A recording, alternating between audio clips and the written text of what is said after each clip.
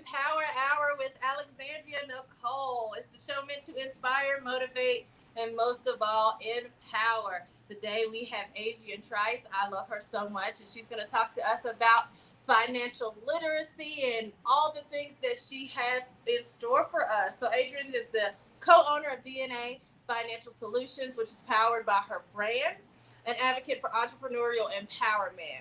Adrian believes that she can empower people to regain control of their lives with her get it together philosophy and a strong network of support. Through strategy and the proper spiritual alignment, she educates and she empowers fellow entrepreneurs to be confident, strong, intentional, and balanced in their approach to life and business by creating their own world. Yes, Adrian. Welcome, Thank welcome. How you you. doing? I am doing extraordinary. Just happy to be here. It's Yes, a I'm so great happy to night. have you here. And it's so wonderful to see women of color, especially operating in that space of financial literacy, because I feel like a lot of times in our household, it's like we don't talk about money. Don't ask me how to get it. You need to save your money, and that's your journey, that's your life, figure it out. You know what I mean? It's Right. very taboo, just culturally, to talk about finances, but really we can't get ahead, we can't grow, we can't build if we don't have conversations around it, right? Yeah, absolutely. I think that we were just talking. It is about sharing the knowledge and giving tips and just making sure that we are all in this collective energy of wealth. Yes, exactly. So is that your driving force, is to try to inspire generations and have that conversation around wealth building in your own household and to share it to others too? Absolutely. So, as a business owner, you think, what does someone who is a tax practitioner have to do other than just the transaction of taxes? So I'm a self-proclaimed wage whisperer, if you will. And I can tell a lot about wages. I've been doing this for quite some time, and I can see where my clients makes transitions year after year in terms of their wealth journey and saving and retirement. And it's through this I can actually tell other people, like, okay, here are some hacks that you could have in terms of if you have your regular 9 to 5. However, my passion really lies in helping entrepreneurs, business owners understand that they can actually sustain themselves and create wealth and massive revenue in their own business, so they don't Yeah. have to struggle. Yes, yes. And sometimes it seems so hard to kind of climb that mountain and overcome it. And it seems like it's overwhelming and you're constantly learning new things and approaching new levels. And it can be overwhelming sometimes. So, do you help your clients also navigate that world of the finances too? Or do you kind of focus on the tax time and like that's your area of expertise? No, I am actually in practice year long. And what I've noticed, especially with clients who may have gotten started, they need to go back to the beginning of things and create a foundation. But I always ask a couple of questions with any client, no matter where they're at in their business, whether it be their new business or they're in it for 3+ years. Mm-hmm. It's, what do you see your next 2 to 3 years looking like for you Right. financially? Like, what are you looking at? What are your forecasts? And a lot of times we get caught up as business owners, like just trying to make it. And no Right. one like really they create a space to have that conversation that's customized. And that's what happens when you partner with someone who owns a tax office. You're not just like getting your taxes. I'm like, let's take a minute, and let's create value around this conversation. And how we're going to take a look at you, not just next year, because at a certain income level, I'm talking to you on a quarterly basis. Right. And so, what can we do? What reporting systems, what bookkeeping systems can we get in place so you can actually see your progression? Because the one thing I hear from clients, oh my gosh, I made 100K. Where did it go? And if we're having these conversations, it's because they probably don't have reporting in place, or they may not have a bookkeeper. So I try to come in and just introduce them to those topics. And if it's in their allocation, they can then also enlist some of my team members as far as that service is concerned. And I'm going to take a sip on the 100K reference. I'm celebrating today, y'all. We just signed. two amazing contracts. One is worth over $100,000. So yes, I'm drinking. But I mean, Jesus turned water into wine, so Absolutely. so Congratulations. That's thank you. Yes, beautiful. ma'am. We celebrate all the wins in our household. I don't care how big or how small they are, because you don't want to. I was just talking about this in an entrepreneur webinar I did yesterday. You don't want to get so caught up in the grind and like getting the next thing going that you don't celebrate everything you Yes. accomplished. You know what I mean? Right. You have to give gratitude for the blessings that you have. Everything, All every day. of them. Like I Yes. love my life. I love my life. Yes. Like, stuff like that. And then you like, Attitude of gratitude. Yes. that's what I'm talking about. So, what aspect of your work are you most passionate about? It has been recently just looking, having an entrepreneur come into my office or setting up a consult and just pouring life into them, like around their vision.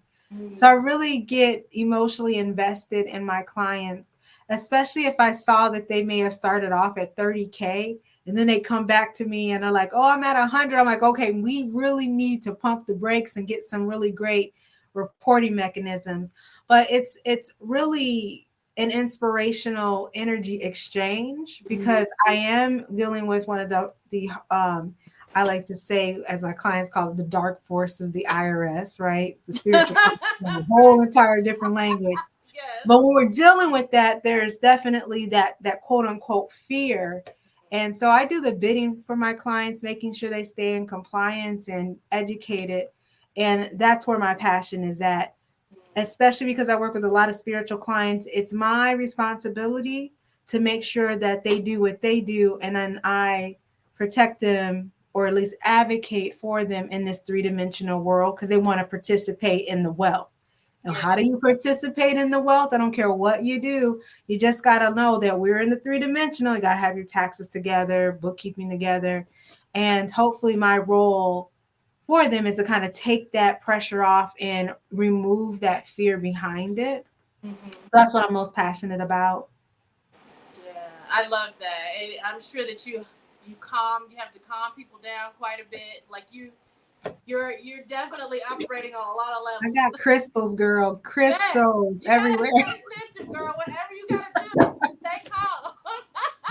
My Whatever you clients be giving me crystals, so it's really, really a blessing. They be dropping off love stage. I'm that. like, thank you, They, bring it.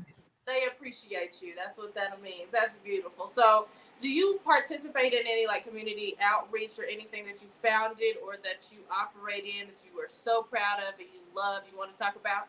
Yes, so out of season, I have sponsored the Pretty Precise Step team. I totally love these young ladies. I walked in the Pro Bowl with them in December.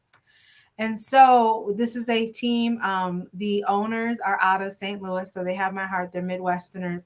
But I'm just inspired by everything that the two owners were able to do. And so they just fell into my lap. And so I'm able to help them out with some of their nonprofit um, movement in the valley. But the girls, they have esteem. They're nationally recognized. They travel. And so me being a mom of three boys, it's always great to go see them perform because it's completely different. We're Yeah. talking pink and feminine energy and Yes. dance and joy. So I absolutely like getting behind that. Oh, that's so nice. What's the name of the team again? It's Pretty Precise Step Team located here in Phoenix, Arizona. Pretty Precise. What's the age range of the girls that step? So I know that they are in early elementary and they go all the way up to high school. And they've had like they've performed at NASCAR. They've been filmed by the Cubs Stadium out here. So they are really rocking and rolling, and they've placed high in all of their performances. So it's really, really good to just see them go out and do a really massive effort to enrich the lives of young ladies, and they're always so cute. They're so together. They're so clean and like they say precise. So I really enjoy watching them. So wait, are you teaching them steps and stuff, Adrian? No, girl, I stay in my lane. I am staying in my lane. Yes. so you basically do you like mentor the girls, or do you help with the travel, or like what's It's your my role? yeah, it's so funny. So I was able to sponsor some of the girls with some of the things that they needed, and Okay. then just helping them go to nonprofit. I found their nonprofit paperwork, got it expedited. So those are some of the things, and then just make sure they stay in compliance. Oh, got you, got you. So, what do you think inspires you in your overall life? I will have to say my sons. Yeah. It's interesting because they are 24, 21, and 13. It's been a very interesting evolutionary process as a mom. And my 24-year-old, he works with me every day, but because we've established such a business, the older two actually are owners in the business. So I think when people say put your kids on payroll, it's yes, put your kids on payroll for the tax strategy, but no, put your kids on payroll so you're able to sustain each other and actually create a business. So I'm pleased to say that this is our third year of me making payroll with my oldest son. And then everything that we're doing, we're just wanting to lead the other two in whatever their passions are. So I would say my sons are pretty my motivating factor. I don't want to let them down, and I'm creating them to be leaders so they can go out in the world and make an impact as well. Wow. Every time you say your son is 24, I'm just like, who froze you in like a cryogenic chamber? Because Thank you. it's I so appreciate beautiful. that. So I beautiful. have a great esthetician too. Let me tell you, Listen, clearly. like jeans and that my mom. Who, I have like, to say thank you, mom, for the melanin, and thank you to my esthetician because it's all is about the that something mom you dream. do, like self care, like facials or something like that? Or like, what did she do for you? So this tax season, I did it during tax season. It's hot out here, so you can't do everything in here. So she does facial peels, and I go for my monthly facials, and I got to keep looking youthful, Yeah. because age is a real thing after 40. It's no joke. 40 will humble you, Yes. Oh and my. I'm into my 40s. There's no turning back right Well, now. she's working, girl. You need to do a testimonial for her All the because time, all the time. I love that. So, on your journey, your entrepreneurial journey, and what you do with DNA, your is it? Do you no? You say it's financial. It's a financial arena. Like for some reason, I keep focusing on the taxes, but it's all things finances, right? Yeah, that was kind of cool that I stuck with that because it was hard to brand because people were just like, well, what do you do? But now people know that I do taxes, and I wanted to keep it financial specifically because I didn't want to just be boxed, Yeah. because we're now doing consults. I really consult entrepreneurs in their financial journey. And not only do I do that, because when you are a tax person, you start to create some networks. So I have great networks with financial advisors, in the Valley and across the country, and then also real estate agents, loan officers.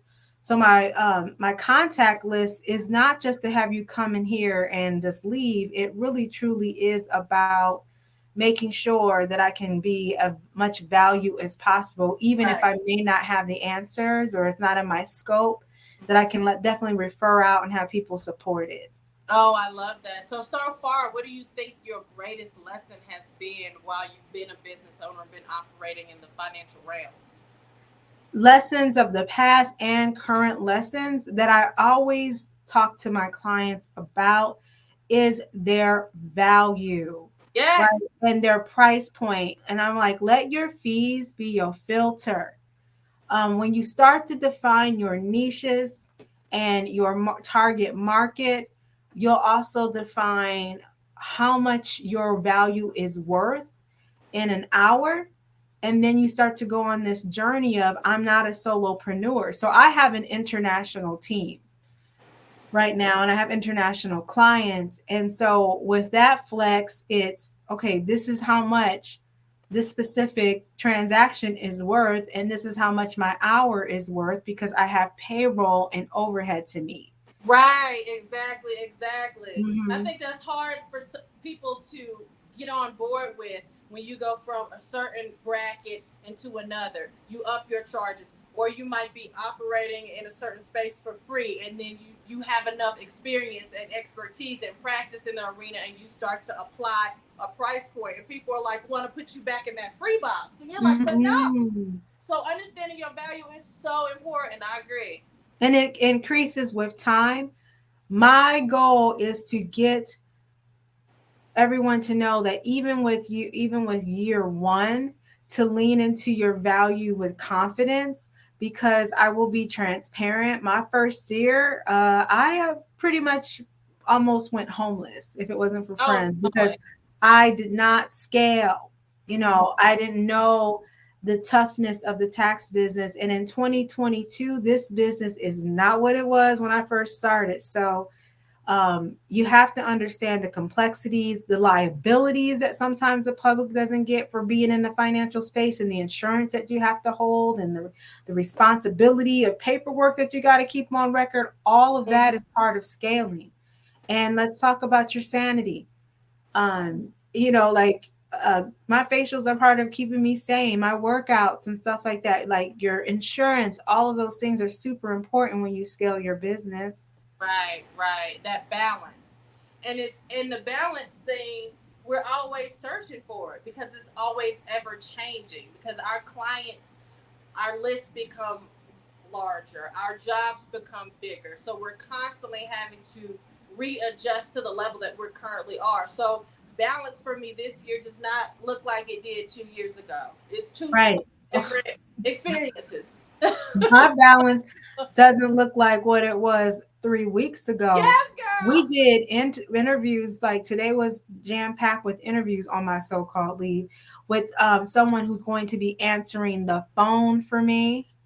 And I will not be taking phone calls here within 60 days on my regular line. Like just really building that filter so I can do what I need to do is attend to my clients that need consulting. And then also just making sure that I do business development and develop all these other streams of income into the business. Right, and the boundaries that you have to put in place to be able to be effective and be present, and having the wherewithal to delegate.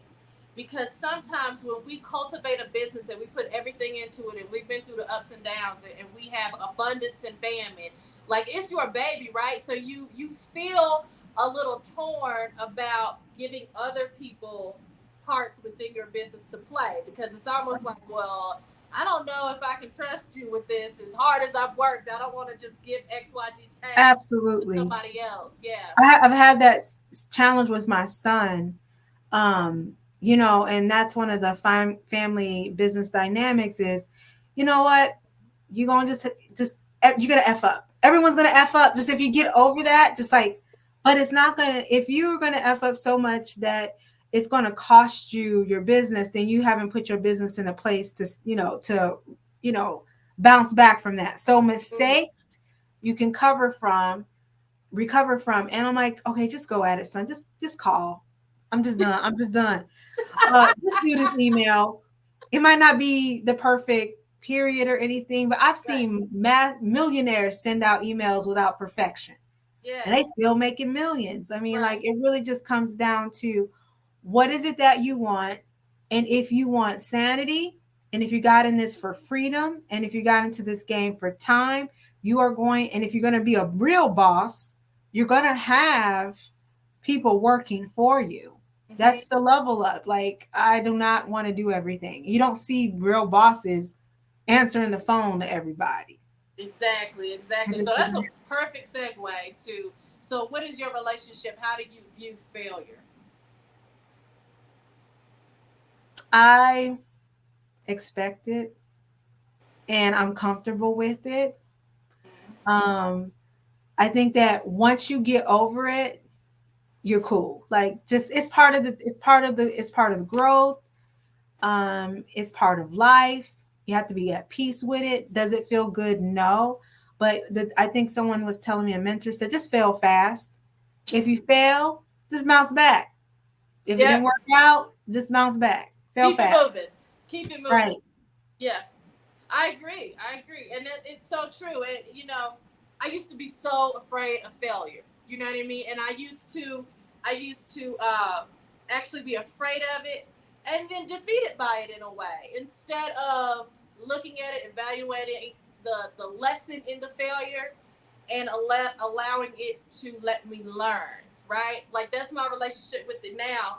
But when I first got into our businesses, me and my husband, it was so many days of, oh God, what am I even doing? Yes, Right? girl. Constantly Yes. questioning yourself. Right. But it's great, like in retrospect, when you grow out of the fear, which is another thing, like that fear will really damage your book of business. It's a frequency. You won't Ooh. grow in fear. You won't grow with fear of failure. I mean, it doesn't exist in the same house of success. So you got to really truly be comfortable with that. Like once you let that go, I don't know anybody at the top who's claiming that they got this fear of success or fear in general. You Right. have to truly lean into courage and be fearless. Yes, you do. Yes, you do. So, is there a book that you've read or that you've suggested to someone that you feel like was like life changing, filled with lessons, absolutely amazing? Would recommend it to anybody? I have several books that I read, but I'm going to look at the one that's on my wall because I have tips. I would say by Tim Grover, Relentless. Mm-hmm. Tim Grover is that gentleman who was featured in the Michael Jordan documentary, I think on Netflix, but he Mm-hmm. also mentored Kobe, and I was in one of his mentorship programs. Oh wow. Okay. Yeah, so I like his book. It's very very motivational. If you're one of those people who like athletic stories and basketball and stuff, so I'm that type of girl. I love I'm a football mom. So I really took to that book and then enrolled in his mentorship program. So And the book is just called Relentless, just the one word. relentless. I can't read it. Says go from good something to something unstoppable. Mm. But it is by Tim Grover. I can't see that far. But it's I like I have on my board all the top 10 things just to remind me of how to stay in that zone. Um, Yes. I love the athletic twist to approaching business ownership Mm. because how many times do they fail? How many times are they on the court and they're competing against someone other than themselves to make them better? So I just like those references in that book. Oh my God! And Michael Jordan, I'm telling, he's so inspiring. I remember going to the planetarium in North Carolina. I had to be maybe 15 years old. And you know the planetarium, it's like it's immersive, like the whole screen. And they were playing a documentary on Michael Jordan. Girl, I got up every day at 5 o'clock, went to the basketball court. I was like, I'm Aw. gonna be a girl that lasted 3.5 days. But I was inspired. Right. Yeah, and I'm so privileged It was because I grew up outside of so Chicago. I actually saw him play. My dad would take me to the game. So I was in that era of Pippen and, Jordan Paxton and Charles Barkley and just yeah. seeing them play. And, it was just like a really good time Wow. growing up. Have you ever been athletic in that way? Have you ever been into basketball? No, I haven't. I had a very, very interesting childhood where my parents, their religion did not allow me to Mm. play. However, the minute that my children were able to be athletic, they were in every sport, as possible. And then I call myself being athletic. I had the skin peel right. You can't be in the sun.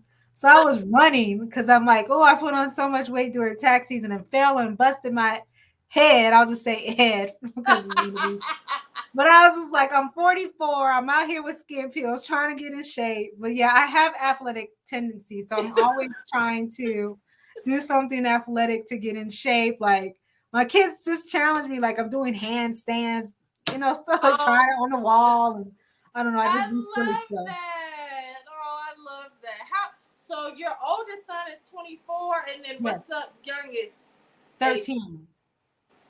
So you got a set of twins, Adrian? No, I have a 24, 21. and then Oh, 13. oh, okay, okay. So I didn't know that they were so close together. So the baby is 13. Yeah. Wow. Woo, girl, you got your hands full. So what's my next question here? Who do you? Oh yes, who do you know that you think that would be an excellent person for me to know, or somebody that we need to feature on the Empower Hour? Who comes to mind? So, I would say like the first person that came to mind, like right off the bat, her name is C. Renee Magnum. Okay. And like, if you do want to feature someone, reach out to her. I would say that one of the reasons why I mentioned her, she has worked with me, I would say about over a year and a half. And her and I have the same approach in terms of not being afraid of competition. But she branded me. So all of my branding materials in terms of what made me different in the world of taxes was inspired by her and her team. And so, because of working with that energy, I have a brand that's well known and well polished and doesn't really look like a boring tax accountant. But Yeah. she's written books, she's been featured on several podcasts, and she's really great to know one on one and inspiring. Oh yeah. Well, let her know. Tell her that we're gonna have her on the show. You that you suggested her, and we're gonna have her. Did she? Did she help you cultivate the name DNA, or is that something that you came up with because of what it means to you? Yeah, that is just something that I came up with. Mm. But what she did is she really truly just polished me up, put me with a stylist. Cause I'm plain. I'm a Midwest girl. I can go wear a t-shirt and like I'm doing carnigans. I'm sure my stylist is like, what is she doing? But she really truly kind of created a very hot accountant. If you look at my pictures online, right? And I'm Hot count. glasses and Yes. Hashtag hot countant. It's a hot thing. accountant. It's a So thing. she could polish me up a little bit, make me feel a little bit more sophisticated. I had it in me, but um, just that eye and just being more educating my audience and how do I differentiate myself from every other tax person out there. Right. So, and being 40 and doing it at 40 plus, I'm just gonna go ahead and flex that, right? Just let y'all Yes. Go know. ahead, girl. You deserve every piece of that flex. So, what was your thought process behind DNA? That name for your financial services. So, I mean, if you look closely at the actual logo, there's a DNA strand built in that, and it's about the building block. My story behind it, it's a dual story, but the primary story is like I come from a long line of entrepreneurs. My great granddaddy was a farmer. I grew up around my great aunt who was a town seamstress because there was no babysitters back in the day. Mm. So, and my mom and dad always had side hustles. So I just know about the grind. And my grandfather was an insurance agent. So I just have these points of reference that I don't think there's any other way for me to lead my life other than to have a business. And it's like, no, I can't turn it back. It's really in my DNA to do this. Yeah. So, oh, well, that's good too. Yeah, that's real good. I like that. So, how long have you owned your company at this point? So I've been a brick and mortar for, I think I'm coming up on my sixth season as brick and mortar, but I've been in the tax game just doing side hustles and as an independent contractor, I think a total of 10 years. So like a Oh wow. decade. So, did you always operate in a space with numbers before you became an entrepreneur, or did you have a time where you were kind of testing out what you felt like your calling was, and you had a few different arenas that you worked in before you found that this is what you wanted to do? So my lifeline is I always had side hustles, but I was in the proprietary education business for 13 years.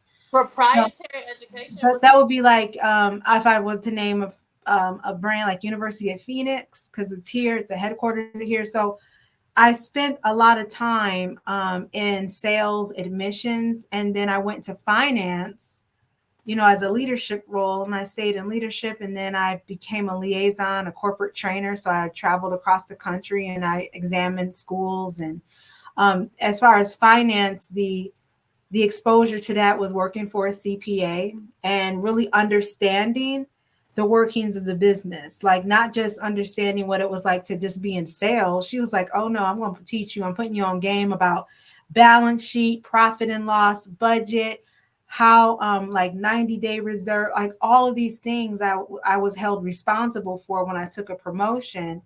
And that's what makes me so comfortable in business, because I just had a great mentor. Oh, that's amazing. That's a lot. That's a lot to take in. I'm always fascinated by people that have a numbers oriented mind, because my all of my gifts are like in creative and visual and colors and like examining lines and textures, and so you know what I mean. So I'm That's more of beautiful. like an artistic mind. So and my husband's the numbers guy. So I'm like he can spit off something to me, and I'm like I didn't retain any of that. Yeah, I'm like I really see which I love, which is why I love supporting artists and with their taxes, and I under because it allows me to breathe fresh air through other people, because I know that I'm a left brain. I know I have a little bit more masculine energy in terms of the push and pull with the three sons and all of that. But Right. I really truly enjoy feminized qualities, that feminine energy of creativity, because it brings a balance. Like I Mm. have plants, I now grow plants, and I have to force myself to do things like, you know, decorate. How you doing with those plants? I think that I can sustain them. Like I kept 3 kids alive. That's what hell. Well, See what that does left that brain say? logic. Don't say that, because what does that say about me? My daughters are alive, but every plant I bring is in. That's my left brain. Like, okay, girl, you got this. These 3 boys and went through way, like you can do this. I So think so I far so good. overlove the plants. I think I like overwater them. I give them too much sunshine. I might talk them to literal death. Like I don't know what it is, but I cannot keep a plant alive. Oh, well, I'm in my infancy stages, but I kept this plant alive that I had in the office for the Hmm. whole entire season. So I'm like, I'm just going to go ahead and just get a bunch of them. So I just went crazy in the last few weeks. Oh my gosh, yes, and it's hot there in Phoenix, though, right? Yeah, but they do good inside, right? And in Okay. indirect sunlight. So Uh-huh. yeah, that seems to be working. Oh my goodness. So, do you have any workshops or anything coming up? Any programs or? Oh yeah, tell me about the program that you're gonna be that you have launched already, right? So I have a platform. It is called the Get It program. This is where I offer business consulting and accounting support to business owners. This summer, my aspiration is to finally release, my master class where I'll be able to like teach entrepreneurs some courses. So I'll be working with in June and July on the videos to support that. And the pillars that I like to talk about is how to get into formation, and that's like business formation, get to the money, really talk about scaling. And my very favorite pillar out of all of those would be get your mind right. That is probably one of the things that's missing in almost every single platform. We're not talking about mind alignment when it comes to growing your business. Because I've seen people who work, work, work, work, work, and that included me. And it wasn't until I recognized that there's a spiritual aspect to entrepreneurialism when it comes to creativity and your mind. And it doesn't happen here. It doesn't happen here in the physical world first. It happens all in your mind and the imagination. So I don't Mm. know if people really understand how to bring those two together. And I want to talk about, affirmations and manifestation. Those are very passionate topics that you would not think would be coming from a tax office. Right. You're seeing so much more of that too with entrepreneurs and wealthy people talking about the other things they do outside of making money, outside of closing deals. It's about the physical and the mental and the balance that you have to have, the visualization of what it is that you're doing, right? And I noticed a shift in my mindset and how I was operating when I started to get up and pray, when I started to get up and have time to meditate, when I look at my vision board. I've got my vision board right over in the corner, And I know every day that I want to be promoting my book that I just released, The Entrepreneur's Checklist, and I want to be on the bestseller. I want to have an abundance of money. But it's not about the money, it's about what it represents, right? It's about the freedom. It's about the luxury of traveling Right. the way that I want to. It's about the opportunity to eat the way that I want to. It's about everything that the money can afford me. I don't care nothing about the money, like it's dead trees. That's nothing. But what does having an Energy. abundance of it get me? Yeah, and what you can do with it on behalf of yourself and demonstrate that it's quite possible. It's one thing to, you can give money away, which is the byproduct of having an abundance of it. But the real thing is if we can actually set the precedent and teach people, like, okay, I've gone from this mindset to this mindset, so can you. And we can have these transparent conversations on those shifts. Yes. Let me ask you a question. What is a common denominator that you notice in entrepreneurs that aren't quite confident enough with their finances? Like what is that shift that they make from feeling kind of discouraged and unconfident to moving into the confidence? What's the difference in the mind frames? I think one of the things is language. Let's really talk about the power of words. And it's one thing to say, I am trying, but it's one, what I'm saying? Like, ooh, that thing, that right there, that offers resistance. Yes. Right, right. But if you say, like, I'm trying to be grateful, I'm trying, like, no, you are. You have to be everything that you want to be. Like, I am grateful. I am wealthy. I am a goddess. I am capable. Those are the things that you have to just make sure that you um keep on a constant reel in your mind, like constantly have those things. I know that I have books, notebooks, tons of notebooks from the beginning of my journey to now, where I can see how my confidence increased. The progression of So it. it's the words that you have to recode your mind. And then once you have it, I'm like walking around the face of the earth on most days, like, yeah, I know I'm a goddess. And Yes. if this whole world is mine, I'm Yes. chosen. Like if I get like, no, I'm chosen. And it's not that you're perfect and you do this all the time. It's a matter of once you get in that state and you start to deviate, how quickly can you get back into centering yourself? Right? Because we're human. We have a human experience. Yes. That's so good. And honestly, too, when you have that confidence, it propels you and it allows you to operate in a space where you are fearless and you allow yourself to make mistakes, learn from them, and then come back. And you don't necessarily have this stance of needing to be validated because you validate yourself. So Absolutely. that's a power in itself. You know what I mean? So that gives you the spirit to keep moving forward. That gives you the confidence to keep creating and to bounce back and to live in that space of abundance instead of resistance and fear and self-doubt. And all of that operates at a lower frequency. Right. It's not synonymous with abundance. You just said it. Like you can't be in contradiction. Do you really truly want abundance or don't you? And your Yeah. thoughts actually lead that. And I'm like really diving into quantum physics because you I can talk love like you could talk about the spiritual journey, but for those who like science, let's break it down on the scientific level that every single thought that you produce actually is sending some sort of signal in the external world.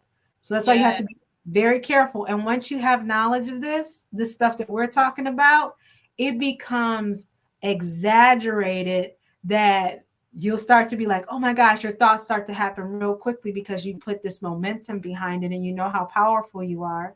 So you have to be Oh, very careful with that, or excuse me, mindful, if you will. mindful.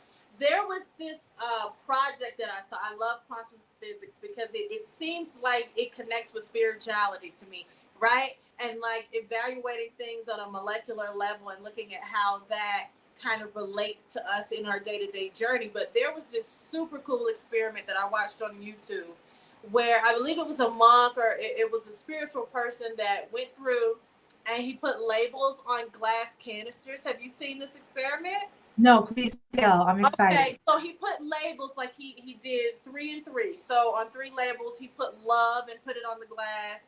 he put, Harmony put it on the glass. And then with the just loving language in the other sets, he put like disaster and terror and chaos, right? And he left it on there, and he went and he looked at the water on a microscopic level, and the words that had joyful and peaceful words, they crystallized in the most beautiful way, because the energy of the words were transferred into the water through, first off, his intention when putting the tape on it. You know what I mean? And then the other words, they were just chaotic, and it wasn't formatting in beautiful patterns. It was just kind of all over the place, right? And he Yeah. did the same thing with the music that he played. He played like, crazy music to the one, and then he looked at the water, and it looked like the water didn't really know what to do. It was just kind of all over the place. And then again with the water that had like classical and soothing sounds, it crystallized in beautiful formations on that way too. So if you think of that in terms of how that relates to us as people, where we're like 90% water, right? We have to be intentional to the words that we say to ourselves, because our mind registers that to our bodies on a molecular level. Yep. And then that dictates how we move forward. Are we saying hateful things to, oh, I'm fat, I'm this, I'm that? Your body, and also too, the words that you're thinking to yourself also relates to you in the same way of the words that you were speaking to someone else. Your body can't differentiate the difference. Are we receiving those words, or are we giving it? So you can Right. say hateful things Absolutely. to someone else, but your body is, you're doing the same thing to yourself. You're drinking your own poison, literally. You know what I mean? So we Yeah. have to be cognizant of what we're saying to ourselves, as well as what we're saying to others, or what we're thinking to ourselves. It all contributes to us as human beings, and how we contribute to this world, and how we view ourselves. I need you to look into that experiment, because it is I beautiful. will. It's so good. How exciting. Yeah, I was a huge fan of Dr. Joe Dispenza. So I took a trip up to um, Sedona. That's a huge spiritual refuge out here. Oh, And okay. and that I was put on to Dr. Joe Dispenza, like his books, and this gentleman who was hosting the home talked about studying with him, and that's pretty much the core of those teachings in terms of meditating and really realigning what you think about yourself, your self concept. He has an amazing story about how he was paralyzed, and through mind cellular reconditioning he was able to heal himself. Wow. So yeah, it's just like, yeah, so I completely believe that, and I love studying those things. Yes. I think we're so much more powerful than we even recognize sometimes. You know what I mean? I love that you Absolutely. incorporate that into your business too. Yeah, and my the conversations with my clients, like, Yes. I can kind of be, and they'll be like, "Oh my gosh, I'm so happy I called you," or "I didn't know I was going to get this message," and I'll Yeah. be like, I have a message for you." So I feel like, I get called a tax oracle sometimes, just a little bit, like Love that. I love that, because it's it's like so all these important. years of wisdom, that I'm here to share people, so they don't have to experience what I had to go through to get here. So what is the one more time? What's the name of your program that you're launching? So you can actually go, the website is live, and I know that I have like an ebook that's available, but it's thegetitprogram.com. TheGetItProgram.com. Yes, I'm going to suggest that to some people, um, some new entrepreneurs and people that I do webinars with and workshops, and trying to guide them on their, not trying, but guiding them on their entrepreneurial journey. I will definitely recommend that. Do you think that that's something good? It's a good tool for people that are just starting out, or like what's kind of the target demographic for that program? Is that for people that's been in business for a little while, or is it for everybody? I will say, like, if you're new and you're ready for a change, it's great for you. But I am designing it to talk to that business owner who's probably in that second or third year of Okay. business, and Okay. it's just not clicking, right? They're Mhm. just like, oh my gosh, every year it is going to be difficult. And they might have, they might not be on some sort of personal development, because you know what? Everybody doesn't get put onto that. And it's just really to bridge that gap from, thinking that this is just physical steps in this world. Like, I just get my EIN number, I make this. No, no, no. It is so deeper than Mm, that. And once you like collapse that thought and really take a hold of that concept, I think business really starts to take off. mm. Oh my goodness. You're so powerful. And I'm glad that we had this conversation. I'm glad that you're sharing this with on my timeline and with my people that's watching this here and they're gonna be watching it later on YouTube. That's so good. Because you never really I don't think until right now have I heard anyone in the financial world kind of combine the physical and the spiritual aspects of finances and of navigating your business. It's always kind of like, well, it's either this or that, but you never really hear about the marriage between the two, Oh, right? there's huge. Yeah. And I think that's the missing, and you don't hear it from a woman because finances is really a male dominated industry, right? Certainly. Sales, even in sales, it's a very male like industry. And so, yeah, I definitely want to bring a new face to it. And hopefully, there'll be people out there that can relate to me and will hear like these messages. Yes. It who is supposed to hear it is going to hear it. I believe that. I believe it. So I've got one more question for you, girl, and that is, what is your favorite candy? Okay. So if I'm not, because I'm supposed to be watching my sugar intake, I do have a condition where I don't have a sugar, but Oh, okay. I'm not supposed to have a lot of sugar, but I love Reese's Pieces or like Reese's peanut butter cups. They do have them sugarless, but they do not hit the same. They They don't. don't hit. They're not slapping on the same level as the sugar No, they daddy. not. Because I tried one the other day. I was cursing. Oh my goodness. So how often do you partake in something sweet then, since you got a little bit of a condition that you have to look at? So I'm veganish. I'm not vegan 100%. So I'll do like a vegan cheesecake or something like that, which has sugar in it. That's Oh. probably as much as I would do. But, oh, and oh, I'm lying. You know those gluten-free cookies? These bakers out here got the game on lock with these gluten-free cookies. They're good. They're good. Some of these folks got it. And there's this coffee shop that has this pumpkin bread that I just discovered. So this most of it's Oh. mostly gluten-free, which doesn't mean sugar-free, nor does it mean that you're not gonna get fat eating it. That's a But yeah, a lot of the gluten-free bakers out here, they got the game on lock. So I like a lot So of what are those the things. cookies? What's the cookie flavor that you get? Is it like chocolate chip or I'm is such a it like a plain Jane, just like my fashion, like a chocolate chip cookie. I'm in heaven. girl, that's not plain about that. I mean chocolate chip. Listen, me and my The husband classic. we went to like this organic market. And I was like, man, those it was gluten free. They were vegan chocolate chip cookies.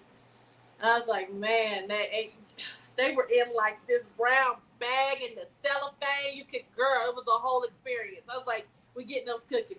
Me and my husband just sat in that parking lot without our daughters. Our daughters are very much so still at the age where it's like, let me get a cookie, and you kind of have to get them a cookie, or you're a terrible person. They're 5 and Right. 12. So we just Oh, sat in that parking lot and ate our vegan, gluten-free chocolate chip cookies, and we were just like, man, these are hitting on every level, so good. So I am yes. down for a good chocolate chip, especially if it's I'm veganish too. I'm finding I started this vegan journey, I want to say like 2 months ago. But more than anything, I feel a lot better without the dairy. I feel like Oh, finding yes. the substitutes for the dairy, or just like not doing cheese or doing chow is a really Yep. good vegan cheese brand. It melts nicely and all that good stuff. Yep. But I feel so much better having removed dairy, the almond milk, all that good stuff.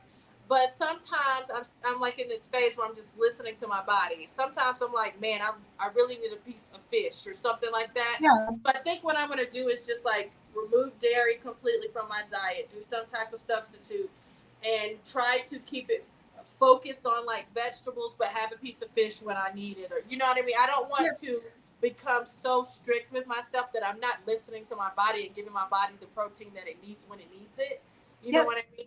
I completely agree with that philosophy. I don't have cheese in my diet. I don't eat it. Occasionally, like I can tell when cheese sneaks back in. I'll start sneezing or something. I'm like, because you remove it, especially like blue cheese doesn't cause a reaction as much as just that shredded cheese. Like, how did this get into my diet? And then the next day it's quote unquote allergies. No, yeah, I'm allergic to cheese. It's in Oh, everyone is talking about they're sneezing or they have mucus. Well, did you have cheese in the last 24 to 48 hours? Because that causes the same symptoms as allergies. oh, wow, The wow. mucus, the Yeah, sneezing. we have to. I think that the food diaries really help too, in kind of evaluating what you've eaten in a certain time span. Because I'm finding that I'm getting like I used to just get acid reflux if it was like spaghetti or pizza or something that was highly acidic. But now that I'm listening to myself a little bit more, I'm having acid reactions to other things too that Hmm. I really, if I wasn't listening and just eating everything and not caring, I wouldn't even notice that it was having an effect on me. You know what I mean? Exactly. Yeah, Exactly. yeah. Uh-huh. We have to Yes, listen to ma'am. ourselves. Well, girl, this was everything. Thank you for Well, your thank you. time. And I thank you for appreciate it. having me. Yes, yes. And thank you for being a part of the conversation around finances and making sure people are connecting their financial world with their spiritual world and becoming just overall successful instead of just like one aspect of their business, you know? Absolutely. Thank you for having me. Such a privilege. We'll have to chat offline some Yes, more. we will. Yes, we will. So, to everybody, I'm going to take my little bit of risata. So, okay, first off, let me tell you about this. I'll I take my discovered water. this. In my copper. Listen, I love it. So this is like basically if Roscato had a baby with champagne. It's like Lovely. sparkly wine, like bubbly. It's so good. So for the people that don't know why I'm drinking, I closed 2 large contracts with my husband today, and I am celebrating. So I celebrate all the wins. I don't care if it's $100,000 contract or $5,000.